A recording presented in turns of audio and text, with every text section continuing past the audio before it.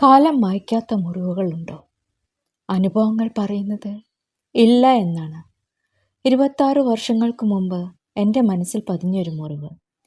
ഈ വേദന ഞാൻ ഒരിക്കലും താങ്ങില്ല എന്ന് തോന്നിയ ഒരു കാലമുണ്ടായിരുന്നു. കാലം കടന്നുപോയപ്പോൾ ഞാനത് മറന്നുവെന്ന് കരുതി, അല്ലെങ്കിൽ അതിൻ്റെ തീവ്രത കുറഞ്ഞുവെന്ന്.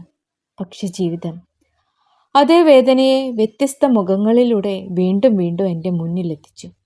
ചില ബന്ധങ്ങൾ നമ്മളെ സ്നേഹിക്കുന്നത് പോലെ തോന്നും, പക്ഷെ അകത്ത് അത് നമ്മളെ മെല്ലെ തകർക്കുന്നുണ്ടാകും. ചിലർ സ്നേഹമായി വന്നു, പക്ഷെ അവർ ഉണർത്തിയത് പഴയ മുറിവുകളായിരുന്നു. ഓരോ തവണയും ഞാൻ അതിൽ നിന്ന് ഓടി രക്ഷപ്പെടാൻ ശ്രമിച്ചു. പുതിയ ആളുകളിലേക്ക്, പുതിയ കാര്യങ്ങളിലേക്ക്, തിരക്കുകളിലേക്ക്.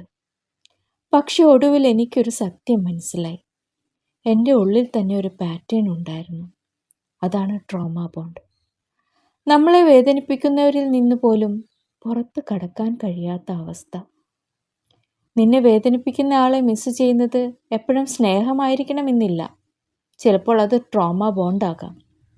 കാരണം നമ്മൾ ഹീൽ ചെയ്യാത്ത മുറിവുകൾ അറിയാതെ അതേ അനുഭവങ്ങളെ വീണ്ടും തിരഞ്ഞെടുക്കും. ആ പാറ്റേൺ ഞാൻ തന്നെ നിർത്തിയില്ലെങ്കിൽ അത് ആർക്കും ബ്രേക്ക് ചെയ്യാൻ കഴിയില്ല. ഹീലിംഗ് എന്നത് ഒരു ദിവസം കൊണ്ട് സംഭവിക്കുന്ന മാറ്റമല്ല.